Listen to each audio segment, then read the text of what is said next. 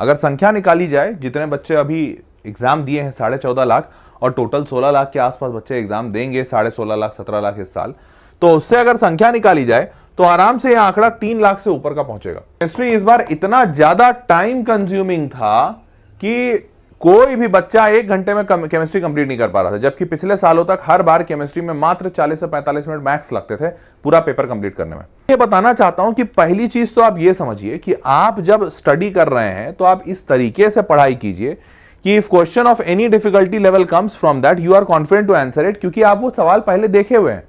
14.5-15 लाख बच्चे जो अभी जेडब्ल्यू मेंस में अपना जनवरी अटेम्प्ट दिए हैं, और पिछले साल भी करीबन 15.25 लाख जो बच्चे दिए थे, हर साल उनमें से कुछ 20%, 15 से 20% बच्चों के आसपास हर साल ड्रॉपर्स होते हैं। अगर संख्या निकाली जाए, जितने बच्चे अभी एग्जाम दिए हैं 14.5 लाख, और टोटल 16 लाख के आसपास बच्चे एग्जाम देंगे 16.5 लाख 17 लाख इस साल, तो उससे अगर संख्या निकाली जाए तो आराम से यह आंकड़ा 3 लाख से ऊपर का पहुंचेगा। मैंने बेयर मिनिमम 15% भी माना है, तो 2.25 लाख ड्रॉपर्स हैं।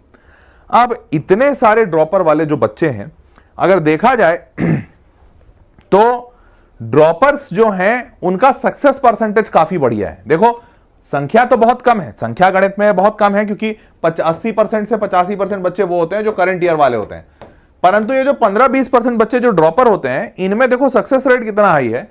इनमें से करीबन 40 से 45% आईआईटीज में जो सीट जाती है वो ड्रॉपर्स की होती है। वापस बता रहा हूं, मैंने बोला कि आईआईटीज में टोटल कितनी सीटें होती हैं, करीबन 18,320 या 18,120 कुछ करके ऐसे सीट है।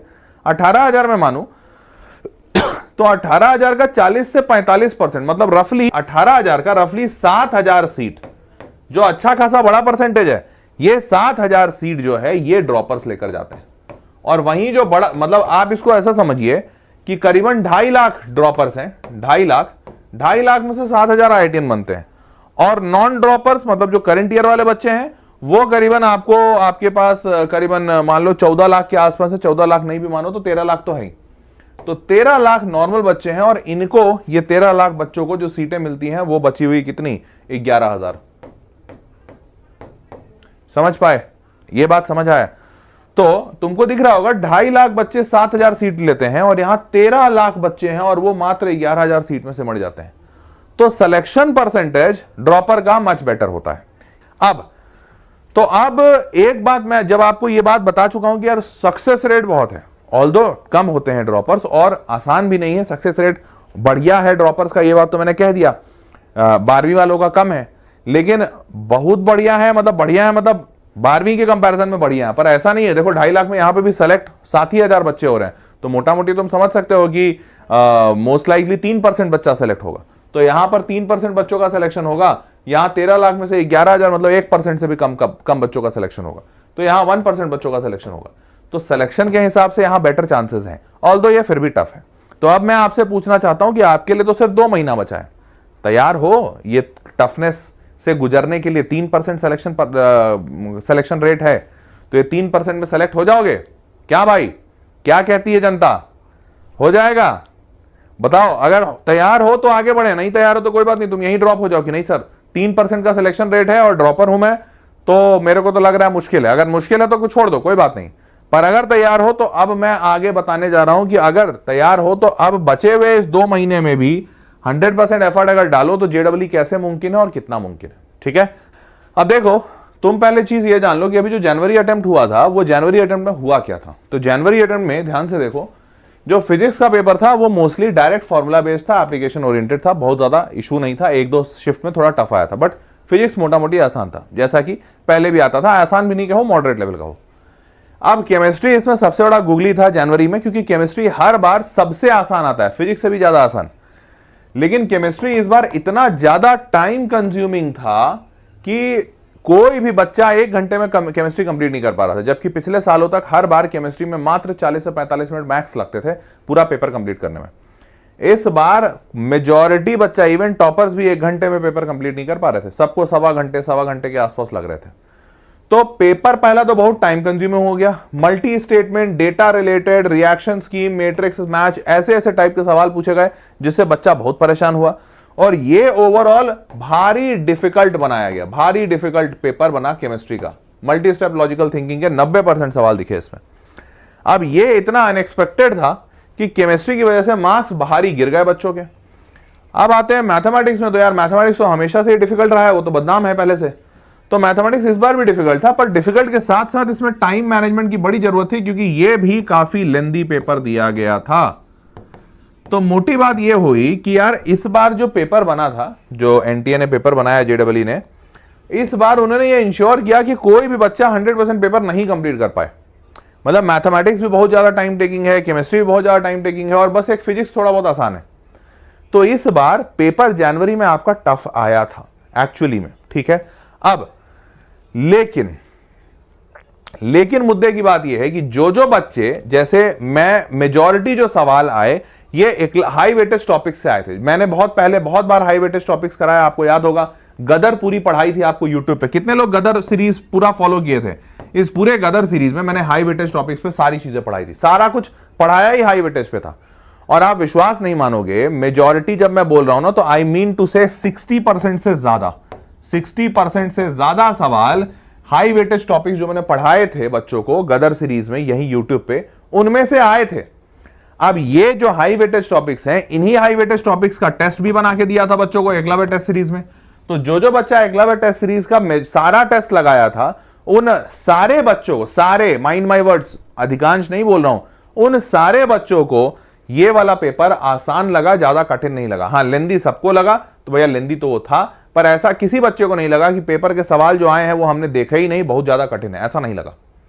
तो पहली चीज मैं आपको, और ये मैं पूरा एनालिसिस से बता रहा हूं कि कहां से कितने सवाल है। जैसे देखो, चैप्टर का कुछ एग्जांपल एक आध दो दे देता हूं। जैसे मान लो मैट्रिसेस डिटरमिनेंट है, दिख रहा है 2024, फिर ये ग्रीन वाला 2025 है और ये वाला 2026 है, ठीक है। अब देखो 2024 में 40 सवाल आए थे 20 शिफ्ट में। टोटल 20 शिफ्ट होता है, जनवरी में 10 और अप्रैल में 10।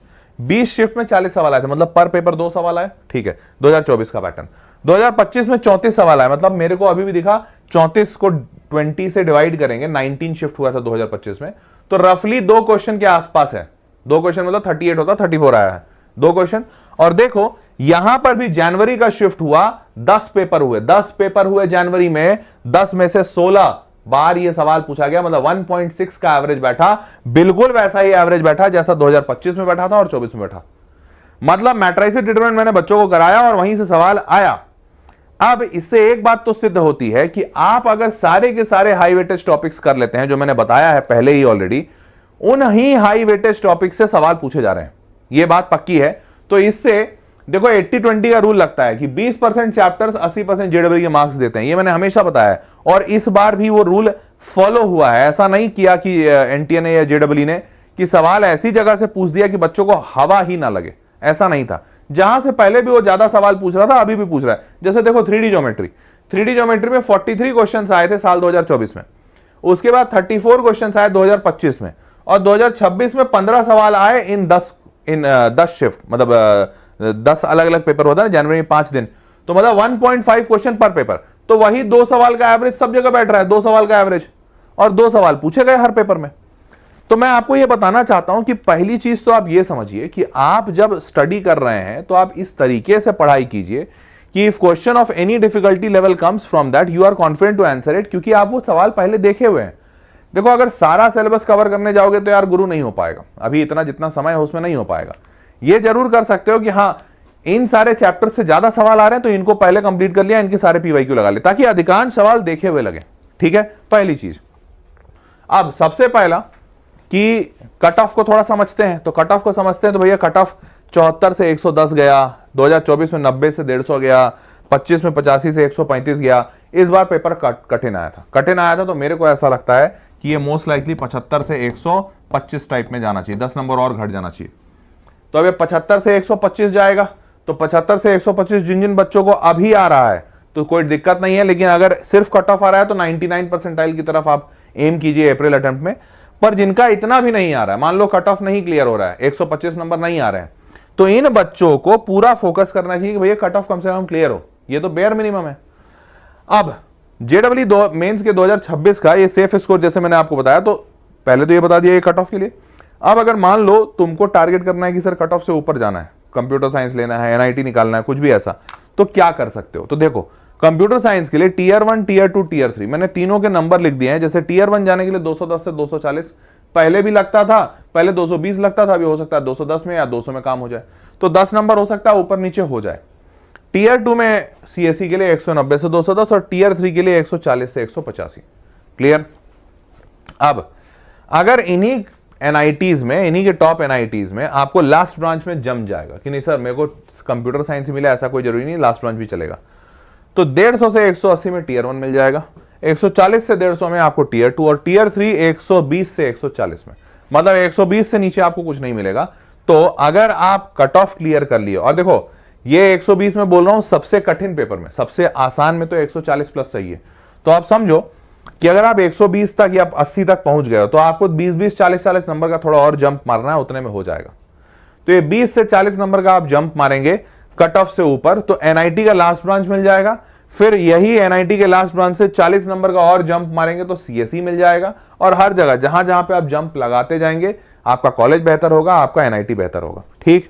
अच्छा, जेडब्ल्यू मेंस का 2026 का सेफ स्कोर ट्रिपल आईटीज के लिए क्या है, तो वो भी मैंने डाल दिया है जस्ट इन केस अगर आप क्यूरियस हैं तो। एक वो बच्चा जो 170 से ज्यादा ला रहा है, तो भैया इस बच्चे को तो कुछ टेंशन नहीं है, ये अच्छा नंबर सिक्योर किया है, इसको एडवांस की तैयारी अभी से शुरू कर देनी चाहिए। तो भैया Eklavya test series, sorry Eklavya का एडवांस बैच है, जो टेस्ट सीरीज था उसी का एक एडवांस बैच है, तो जेडब्ल्यू एडवांस का प्रिपरेशन शुरू कर दीजिए। एकलव्य का एडवांस बैच है, जैसे ही रिजल्ट आएगा मैं आपको उसके बारे में बताऊंगा, नहीं तो आप वेबसाइट पे जाके ले सकते हैं। एकलव्य जेडब्ल्यू एडवांस का बैच है हमारे पास, मतलब एकलव्य का जो मैंने टेस्ट सीरीज दिया था उसी का एडवांस बैच भी है, जिसमें बच्चों को हम एडवांस की तैयारी करा रहे हैं। तो अगर आपको नहीं आइडिया है तो आप जाइए वेदांतु के वेबसाइट पे और वहां पे एकलव्य एडवांस बैच, या इसी वीडियो के डिस्क्रिप्शन में लिंक भी दे दूंगा मैं, वहां से एकलव्य एडवांस बैच पे क्लिक करके उसको परचेज करके अपनी एडवांस की तैयारी शुरू कीजिए। तो ये उन बच्चों के लिए जो 170 से ज्यादा है, अब ये बच्चे तो बहुत कम होते हैं। तो दूसरा बच्चा आता है 110 से 170 में। अब 110 से 170 वाला जो वो बच्चा है कि इसका कट ऑफ तो फॉर श्योर क्लियर है, पर इसका एनआईटी क्लियर नहीं है। हो सकता है एनआईटी में हो सकता नहीं हो, और अगर होगा भी तो शायद पीछे ब्रांच का होगा। तो अब इस बच्चे की जिम्मेदारी है कि भैया मेरा एनआईटी में अच्छा ब्रांच आना चाहिए, तो क्या करेगा। तो अब ये बच्चा पूरी तरह से अप्रैल अटेम्प्ट पे फोकस करेगा, क्योंकि अप्रैल अटेम्प्ट में इसका हर हाल में लक्ष्य होना चाहिए कि 180 से 200 मिनिमम आए, मिनिमम 180 से 200 आए। और इसके लिए ये बच्चा जितना मॉक टेस्ट देगा उतना फायदा होगा, क्योंकि ऐसा नहीं है कि इसको आता नहीं है, इसको थोड़ा थोड़ा चीजें आती हैं, बस ऊपर से रिवाइज अच्छे से करना है और टाइम मैनेजमेंट बढ़िया करना है। क्योंकि अगर टाइम मैनेजमेंट ये बच्चा बढ़िया कर लेगा तो इसके नंबर आ जाएंगे।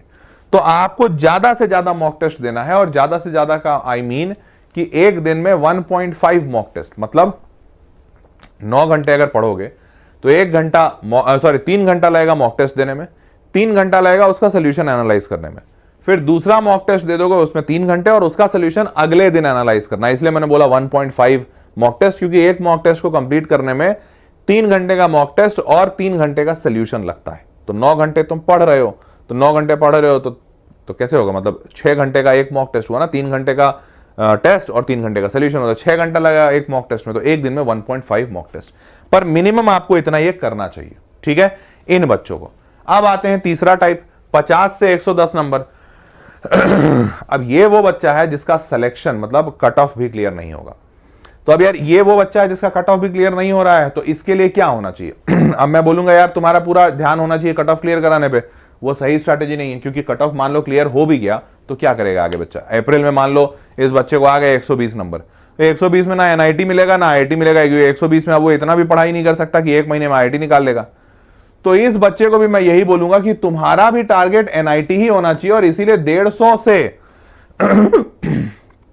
मिनिमम 150 से ज्यादा तुमको टारगेट करना, मिनिमम, भले तुम 50 पे बैठे हो, क्योंकि बेटा 150 से नीचे में उपाय नहीं है कुछ। तो तुम्हारा टारगेट होना चाहिए 150 से ऊपर हर हाल में, चाहे जो हो जाए। इसके लिए आपको क्या करना होगा, तो इसके लिए डिफरेंट मेथोडोलॉजीज थोड़े लगाने होंगे। क्या क्या, तो भैया तुम्हारा बेसिक नहीं अगर क्लियर है, मान लेते हैं तुमको ऐसा लग रहा है कि सर जो सवाल बना रहे हैं उसका थ्योरी भी नहीं आता मेरे को, मैंने पढ़ा ही नहीं, तो आप छोटा सा कोई वन शॉट चुनिए, यूट्यूब पे जाइए, सर्च कीजिए वो चैप्टर टॉपिक का नाम, उसका वन शॉट खोजिए, उसको पूरा देख जाइए। Could not remember formulas on reactions, constant revision using formula sheet, तो आप एक क्या कीजिए, फॉर्मूला शीट बना लीजिए, कहीं मेरे सेशन में किसी में पीडीएफ में भी मिल जाएगा, या वेदांतु का क्यूआर कार्ड्स भी है, क्विक रिवीजन कार्ड्स, जहां से आपको जैसे लगे, पर पन्नों पर या कार्ड्स पर बनाकर सारे फॉर्मूले लिख लीजिए, और जब आप सॉल्व करते हैं ना उन पन्नों को साथ रखिए। भले वो फॉर्मूला चीटिंग माना जा रहा है, बट कोई बात नहीं, आपको वैसे ही फॉर्मूला याद हो जाएगा। क्लियर, तो ये दूसरे प्रॉब्लम का सोल्यूशन। तीसरा, मान लेते हैं अगर आप कहते हैं sir could not solve problem, learn from PYQs और DPP questions, step by step solving method आपको सीखना है। जैसे बच्चा बोलता है कि सर कोई सवाल सॉल्व करते हैं होता ही नहीं है, तो भाई अगर होता नहीं है मतलब आपको सवाल सॉल्व करना नहीं आता। हो सकता है उस बच्चे को थ्योरी आती हो, क्लास में पढ़ा हो, बट सवाल नहीं बन रहे हो, मतलब आपको वो सवाल सॉल्व करने का तरीका नहीं पता। और इसके लिए यही तरीका होगा कि जब आप पीवाईक्यू लगा रहे हैं या डीपीपी लगा रहे हैं या एकलव्य टेस्ट सीरीज का हाई वेटेज टॉपिक टेस्ट लगा रहे हैं, जो भी कर रहे हैं, आप अगर वो सवाल नहीं बना पा रहे हैं तो स्टेप बाय स्टेप सॉल्विंग के पूरे मेथड्स देखिए और उन मेथड्स को लिखिए वापस से, तभी आप सीखेंगे। यही याद करने का बेस्ट तरीका है। और इसीलिए मैंने बोला था एक मॉक टेस्ट को 3 घंटा लगता है, पर उसका सोल्यूशन में 3 घंटा लगेगा, क्योंकि आपको उसका स्टेप बाय स्टेप सॉल्विंग खुद से करनी है। ठीक। और can't solve alternate type problems, take mock test. तो ये अगर ऑल्टरनेट टाइप प्रॉब्लम मतलब बेसिकली देखो मॉक टेस्ट में क्या होता है ना, सारे वैरायटी के प्रॉब्लम्स हम मतलब मैंने डाले हैं एकलव्य टेस्ट सीरीज में, तो वो सारे वैरायटी के जब तुम प्रॉब्लम सॉल्व करोगे ना, तो तुम बार बार अपने दिमाग को कभी एक कॉन्सेप्ट पे लगाए, फिर दूसरे पे लगाए, फिर तीसरे पे लगाए, दिमाग इसका प्रैक्टिस कर लेता है। क्योंकि टेस्ट में भी तो यही होता है ना, टेस्ट में थोड़ी तुमको एक ही टाइप के सवाल 10 ठो पूछे जाते हैं भाई, एक टाइप का एक सवाल, दूसरे टाइप का दूसरा, तीसरे टाइप का तीसरा, और हर बार टाइप बदलता रहता है।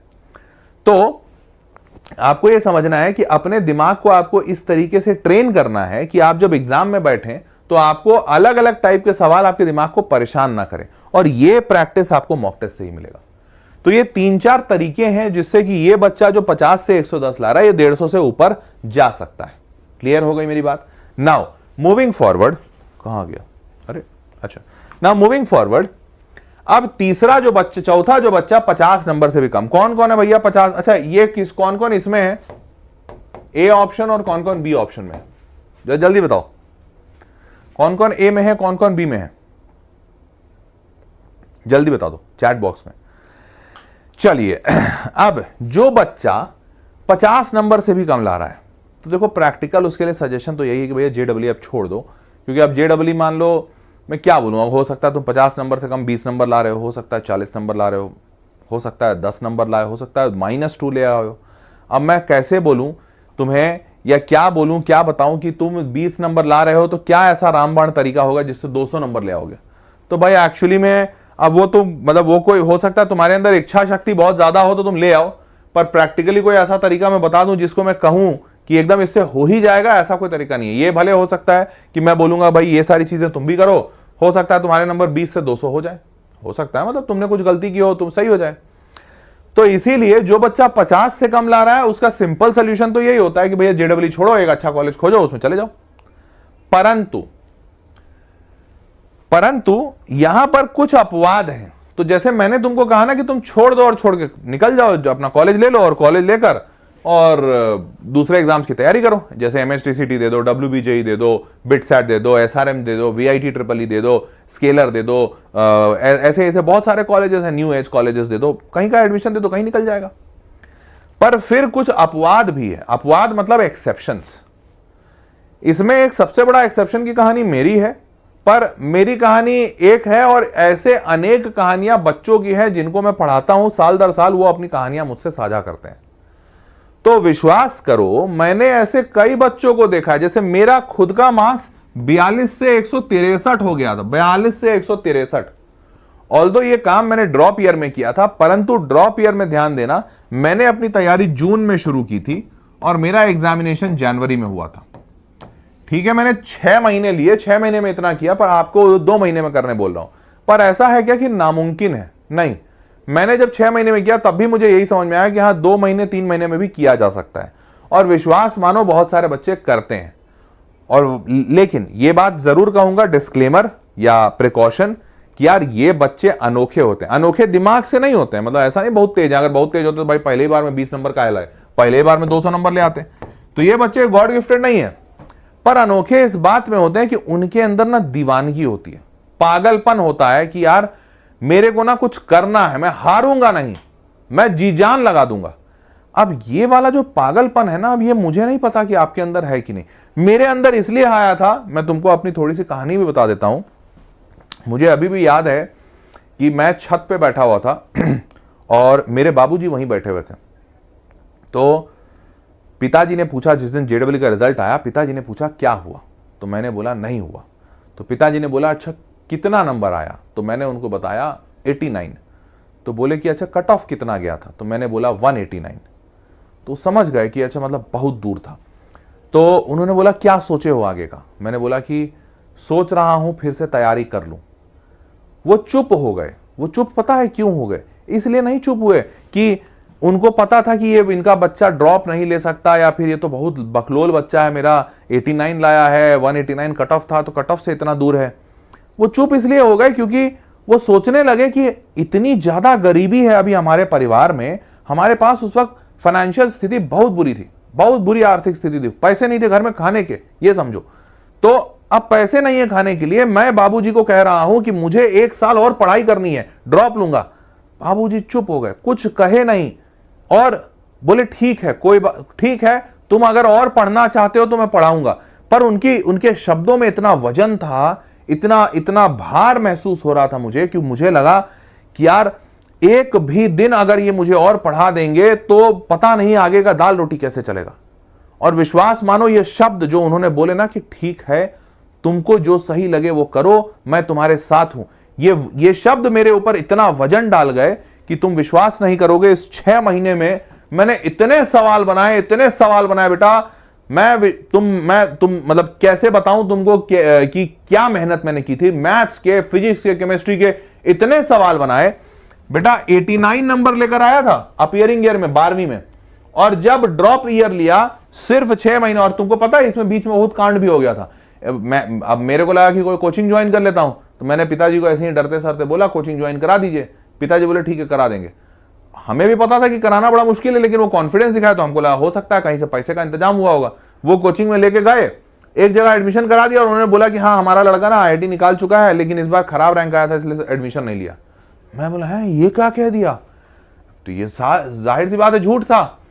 लेकिन तब मुझे समझ में आया कि एक खुदगर्ज इंसान भी अपनी खुदाई, अपना जो ईमान है ना, अपनी जो ईमानदारी है अपने बच्चों के लिए, उसको भी गिरवी कर देता है। हमारे बाबूजी उस टीचर से, उस कोचिंग से झूठ बोल गए कि हमारा लड़का IIT निकाल गया है, इसलिए ताकि वो कोचिंग वाला हमें फ्री में पढ़ा दे। हुआ वैसा ही, वो कोचिंग वाले ने हमें ले लिया। उसने बोला कि हाँ ठीक है, तो IIT निकाला हुआ है, पीछे का रैंक है, आगे का रैंक लाने के लिए इसको मेहनत करना हम करेंगे, क्योंकि उस कोचिंग वाले का अपना स्वार्थ था, उसको रिजल्ट चाहिए था। लेकिन 2 से 3 महीने लगे, लेकिन मास्टर तो मास्टर होता है, टीचर टीचर होता है। उस टीचर को पता चल गया कि मेरा IIT सिलेक्शन नहीं हुआ था, मैं झूठ बोल रहा था। क्योंकि भाई 89 नंबर लाने वाला बच्चा 200 नंबर लाने वाले बच्चे का लेवल कैसे मैच कर देगा? अरे मुझे तो वो लेवल पे पहुंचना था, मैं नहीं कर पाया। 89 नंबर लाया था, मेरी चोरी पकड़ी गई। टीचर ने बोला कि तुम IIT क्लियर किए थे। मैं चुप हो गया। उसको, टीचर को समझ में आ गया। अब हर टीचर भी अलग अलग होते हैं। जैसे मेरे सामने भी कई केस आता है, मेरे को कई बार पता चलता है कि सामने जो बच्चा है मेरे झूठ बोल रहा है, लेकिन मैं कभी उसको जलील नहीं करता। मैं समझ जाता हूं कि यार झूठ बोला है मतलब जरूर कोई मजबूरी रही होगी, ऐसे कोई इंसान ऐसे ही झूठ नहीं बोल देता। लेकिन मैं जिस दिन झूठ बोला था, उस टीचर ने पकड़ लिया। जब टीचर ने पकड़ लिया तो उस टीचर ने बहुत रगड़ा, बहुत बेइज्जती की क्लास में। बोले कि ये देखो ये चोर लड़का है, इसका बाप भी चोर है। ऐसे करके मेरे को कोचिंग से बाहर निकाल दिया था। अब सोचो ये सब कुछ इसी शामियाने में चल रहा है। मई या जून में मैंने एडमिशन लिया था, 1-2 महीने में जुलाई अगस्त में मेरे को निकाल दिया कोचिंग से, और अगस्त से लेकर जनवरी तक मैं खुद से पढ़ाई कर रहा था। और सोचो इतनी विषम परिस्थितियां थी, फिर भी जब मैं 89 से अगले साल ड्रॉप ईयर में JEE का पेपर दिया तो 221 नंबर लेकर आया था। 221 नंबर लेकर आया था भाई, ये मेहनत की थी। तो मैं तुम्हें यही बताना चाहता हूं कि देखो 50 नंबर से अगर कम लाए हो तो प्रैक्टिकल सॉल्यूशन पूछोगे तो मैं बोलूंगा JEE छोड़ दो, एक बढ़िया सा कॉलेज खोजो या दूसरा एग्जाम खोजो, उसकी तैयारी करो।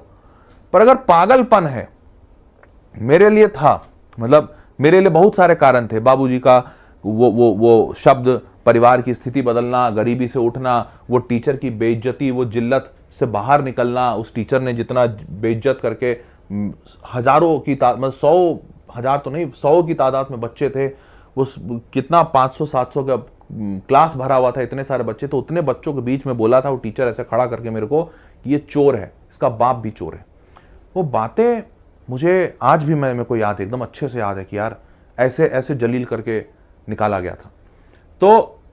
तो ये तुम्हें समझने और सोचने की जरूरत है कि क्या तुम्हारे अंदर उतनी आग है। अगर तुमको लग रहा है कि हाँ इतनी आग है सर मैं करूंगा, तो विश्वास मानो 2 महीने कम नहीं है, तुम कर लोगे। 50 नंबर से भी तुम पहुंच सकते हो 150-200 नंबर तक, पर उतनी आग है तो कूदना, जबरदस्ती देखा देखी में मत कूदना। मेरे पास उपाय नहीं था यार, मैं तुमको चलो एक और फैक्ट की बात बताता हूं। मैंने ड्रॉप इसलिए भी लिया था क्योंकि मेरे बाबूजी के पास इतने पैसे जब नहीं थे कि कोचिंग में डाल सके, तो इतने पैसे होते कि कॉलेज डाल सकते थे? बताओ तुम। नहीं था। मेरे को खुद पता था कि अगर मान लो मेरा इस साल नहीं हुआ और मैंने JEE नहीं निकाला, कुछ अच्छा नहीं किया, तो हमारे बाबूजी हो सकता है कोई ऐसे ही पटना यूनिवर्सिटी में जाके BSc में या BA में नाम लिखवा देंगे, और हमको वो करना पड़ता। हम क्या करते, पैसा नहीं था घर में। तो मैंने ड्रॉप इसलिए भी लिया था क्योंकि मेरे पास कोई उपाय भी नहीं था। और ड्रॉप में मैंने कोचिंग की मांग की थी अपने बाबूजी से, बट उनके पास पैसे नहीं थे। वो जो भी बीच में वाकया हुआ, कोचिंग वाले ने तो ऐसे भी निकाल दिया। तो आपको ये बात समझनी पड़ेगी बेटा कि आप अगर उसके लिए तैयार हैं तो 2 महीने कम नहीं है। अगर इस बात के लिए तुम वचनबद्ध हो कि सर मैं निकाल दूंगा, तुम निकाल दोगे, पक्की बात है, तुम निकाल दोगे। ठीक है, चलिए चैनल पे जरूर सब्सक्राइब रहिएगा। वापस से बता रहा हूं, इस चैनल पे आपके लिए आपके काम का बहुत सारा कंटेंट है और अभी और डालूंगा। तो कोई भी ड्रॉपर बच्चा कभी अकेले नहीं महसूस करे, इसके लिए मैं इस चैनल पे बहुत सारे कंटेंट डालूंगा। तो आप चैनल सब्सक्राइब रखिए, और चैनल पे जो कंटेंट अभी जैसे JEE के सारे सॉल्यूशंस आएंगे, अभी JEE का जो जनवरी अटेम्प्ट हुआ उसके सारे पेपर के सारे सॉल्यूशंस सॉल्व करके मैं इस चैनल पे डालूंगा। तो आप इस चैनल पे जुड़े रहिएगा ताकि वो सारे सवाल जो हैं, जो सारे सॉल्यूशंस हैं, वो आप तक पहुंचे और आप उनसे प्रैक्टिस कर लें। ठीक है, चलो भाई, तो that was all for this session. Hope you loved and enjoyed it. मिलते हैं अगले वीडियो में, तब तक के लिए take care, bye bye, good night.